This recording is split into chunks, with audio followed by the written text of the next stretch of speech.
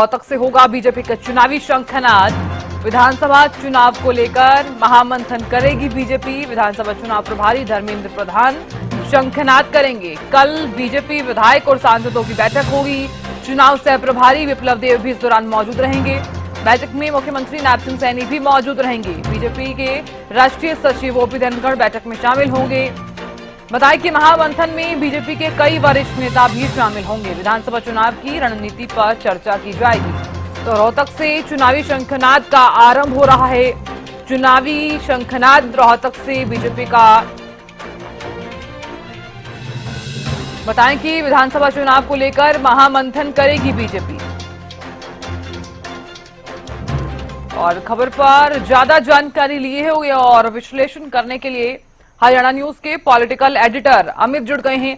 अमित, देखिए, रोहतक से चुनावी शंखनाद की शुरुआत होने वाली है। किस तरह से देखा जाए, क्योंकि विधानसभा चुनाव बिल्कुल नजदीक हैं और अब ऐसे में चुनावी रणनीति पर चर्चा होना सबसे अहम हो जाता है। अमित, निश्चित रूप से साधना, देखिए, अब हरियाणा का विधानसभा चुनाव होना है और वो अक्टूबर में प्रस्तावित है। तो देखने वाली बात है कि उसके लिए बिल्कुल तैयारियों में जो है भारतीय जनता पार्टी जुटी हुई है। और ऐसा नहीं कहा जा सकता कि भारतीय जनता पार्टी की अभी से ही तैयारी कर रही है। भारतीय जनता पार्टी शुरू से ही तैयारी करती है। भाजपा का सिस्टम ऐसा है कि वो हर दिन ही इस तरह से एक तरह से युद्ध की तैयारी के साथ ही वो शुरू करती है।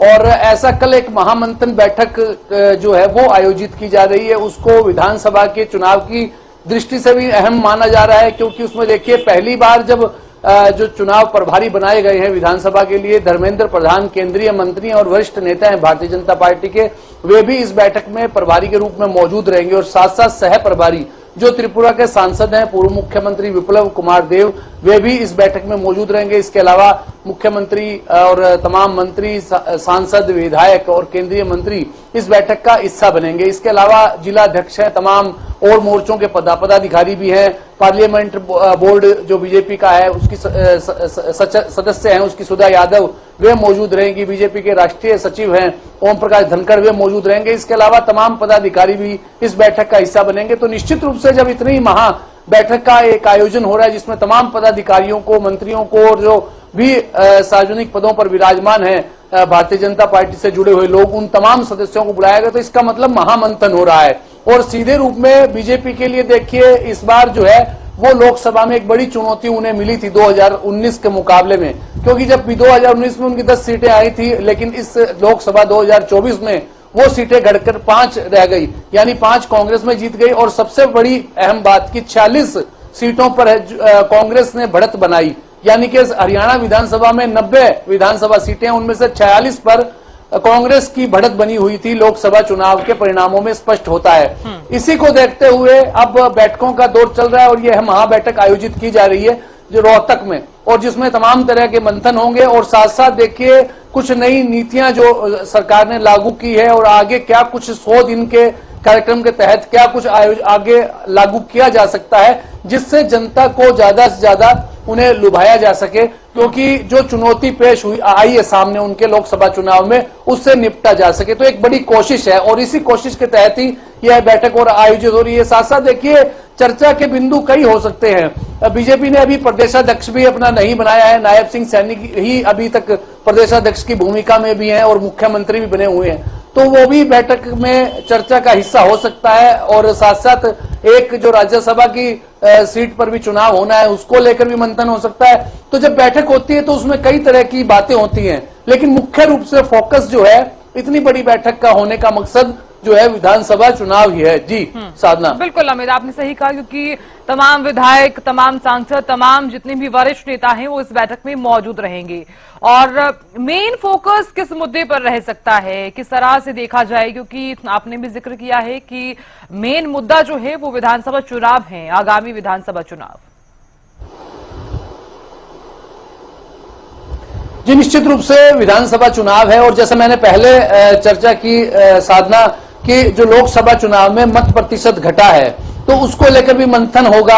और साथ साथ जो विधानसभा वार जो रिपोर्ट आई है उसमें कई लोगों ने भीतरघात की शिकायत भी की है। तो ऐसे तमाम मसले हैं, चाहे वो भीतरघात की बात है, नए लोगों को जोड़ने की बात है, कोई किसी प्रकार के गठबंधन की बात है। जैसे कुलदीप बिश्नोई अपने लिए ऐसा चर्चा चल रही है, कुलदीप बिश्नोई अपने समर्थकों के लिए टिकटें मांग रहे हैं कि उन्हें 5 से लेकर 8 तक की संख्या में टिकटें दे दी जाए और वे उस पर पूरी कोशिश से चुनाव लड़ेंगे, पूरी शिद्दत से चुनाव लड़ेंगे।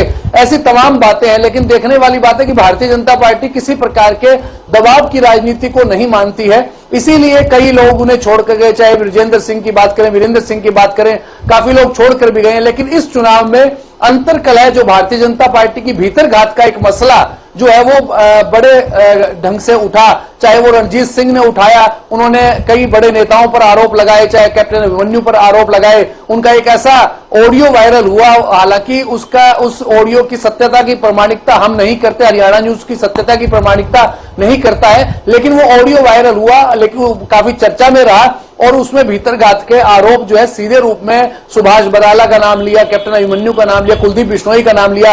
इधर मोहनलाल बडोली जो सोनीपत से चुनाव लड़ रहे थे, उन्होंने भी भीतरघात के आरोप लगाए।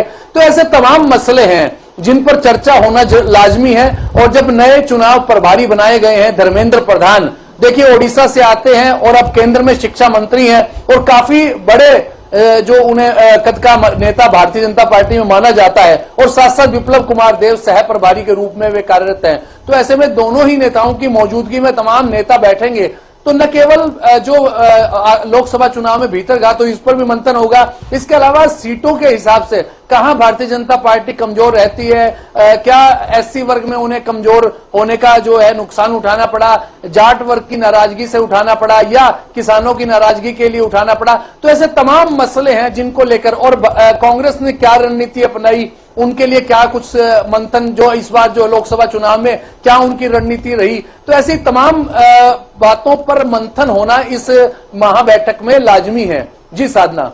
ठीक है अमित, बहुत शुक्रिया जुड़े रहने के लिए और विश्लेषण करने के लिए।